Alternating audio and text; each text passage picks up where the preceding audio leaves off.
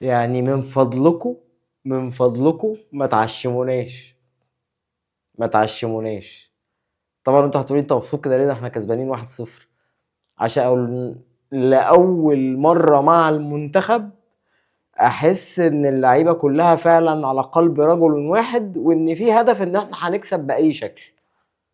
في اخطاء وفي مشاكل وفي غلطات، بس الحمد لله. انت متخيل يا مان ان احنا من سنه 98 ل 2025 بقالنا كام؟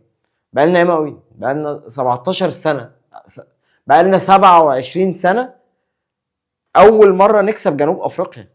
ده ده صباح الفل. في ماتش رسمي طبعا، كسبناهم في ماتش ودي بالهدف بتاع عماد متعب. لا انا بتكلم ان انت اول مره من 27 سنه تكسب جنوب افريقيا. ده اعجاز. لا ومطرود منك واحد، ان انت يبقى مطرود منك، يعني محمد هاني مطرود الشوط الثاني كله. في غلطات طبعا، في غلطات، في اخطاء، بس لا واللعيبه بتسجد بعد الجون. فاحنا اتطورنا، احنا اتطورنا. فارجوكم، ارجوكم ما تعشموناش. يعني يعني العبوا الماتش الجاي وحش. طيب يعني العبوا الماتش الجاي وحش عشان احنا ما نتعشمش.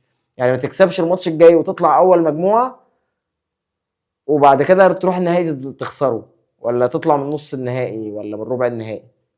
تمام. الف الف الف مبروك على الفوز. ماتش يعني ضغط اعصاب بشكل رهيب. عندنا ستيل المشكله بتاعت ان انت، يعني مش عارف اقولها ازاي، ما بتستغلش الفرص. ونرجع نقول برضو انت يعني ما كنتش سوري، ما كنتش بتلعب بمهاجم. يعني انت ما كنتش بتلعب بمهاجم، بس انا ما بستغلش الفرص. انا في كميه كور في الشوط الاول رحت بيها، مفيش حد بس يحط رجله ويدخلها. يعني هي الكرة عايزه تتلمس تخش جون. ضيعنا كميه فرص مش طبيعيه، مش طبيعيه والله العظيم. ومسيطر على الملعب وليك شكل. هو الفكره كلها بس التاتش الاخير. نفس المشكله برضو اللي بتبقى عند الاهلي لما الاهلي بيكون كويس، اللي هو اللمسه، لمسه واحده بس خلاص كده احنا تمام والدنيا زي الفل وجبت جون. بس يعني احنا كنا كلنا خايفين من ماتش جنوب افريقيا، فالحمد لله. الحمد لله انت اول مجموعه بلا منازع. الماتش الجاي بتاعك اتعادلتوا انت اول المجموعه، كسبتوا انت اول المجموعه. طبعا ما تخسرش، طبعا ما تخسرش، لان جنوب افريقيا كسبت ماتش وتعادلت معاك ماتش.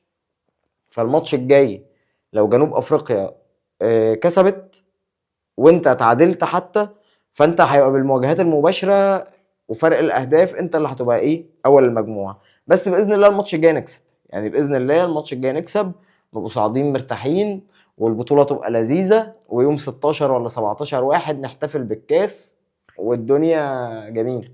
الدنيا جميله. كابتن حسام حسن النهارده انا شايف ان هو عمل اللي عليه.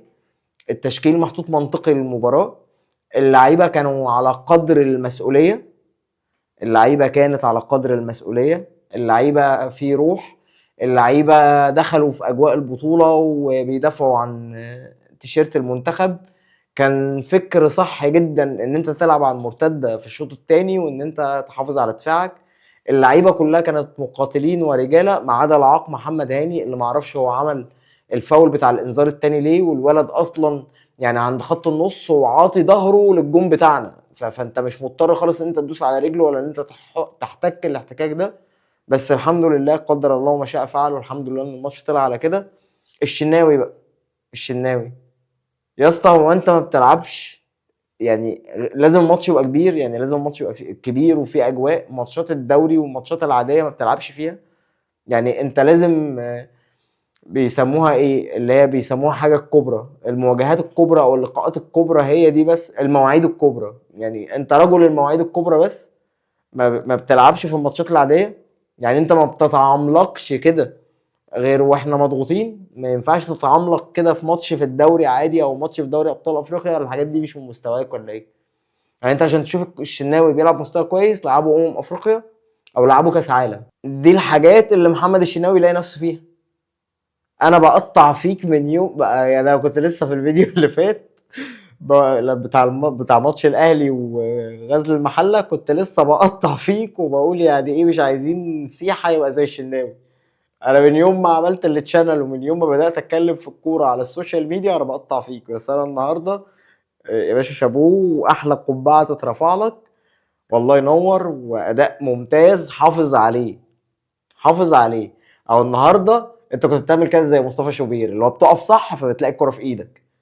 فانت النهارده انت حارس موهوب، صديت كام كوره ما يعني ما يتصدوش، كور صعبه حتى لو تبان في الصده بتاعتها ان هي سهله، بس هي فعليا هو كور صعبه وصعبه جدا. فانت النهارده بجد كنت عملاق ما شاء الله، نمسك الخشب او الخشبه، نمسك الخشب، وربنا يحافظ على مستواك ويحافظ على مستوى اللعيبه كلها. طبعا هيبقى يعني الحمد لله ان الماتش الجاي مع فريق زي انجولا، فالدنيا هتبقى هاديه شويه عشان خاطر الاستاذ محمد هاني اللي واخد انذارين او اللي اتطرد، فبالتالي هيتوقف ماتش او هيتوقف ماتشين، ما اعرفش اللوائح بتاعت البطوله ايه. فالحمد لله، الحمد لله ستر ربنا علينا النهارده، الحمد لله، الحمد لله ربنا. وهي الكرة كانت حابة مصر النهارده، والحكم كان ابن حلال ولذيذ، كل حاجة كانت جميلة. نكمل بقى البطولة على كده، والله العظيم عشمانين، عشمانين في التالتة، عشمانين في التامنة، عشمانين في التامنة. بإذن الله، بإذن الله تبقى دي البطولة التامنة، والتالتة إن ده هيبقى تالت نهائي يتلعب ونكسبه بقى. يعني التالتة تابتة، احنا 2017، 2021، 2025 بقى بتاعتنا بقى دي، بتاعتنا دي يا شباب. لان البطولة من يوم ما بقت ارقام فردية وبقت حالتنا صعبة خالص، فبإذن الله ربنا يعوضنا، وبإذن الله البطولة دي تكون من نصيبنا. مش هتكلم كورة ومفيش حاجة نتكلم فيها، اللعيبة كانت رجالة، الماتش كان حلو، مصر أدت كويس، كابتن حسام حسن نريحه بقى من الضغط اللي عليه في الإعلام شوية، عمل ماتش كويس وعمل ماتش كبير، وبإذن الله بإذن الله بإذن الله البطولة تكون بطولة مصرية 100%. ألف ألف مبروك تاني لمنتخب مصر، وبإذن الله نكسب كمان ماتش أنجولا، والبطولة تبقى من نصيبنا. اشوفكم على خير في فيديو جديد. بنختم كلامنا دايما بالصلاه على اشرف الخلق اجمعين سيدنا محمد عليه افضل الصلاه والتسليم.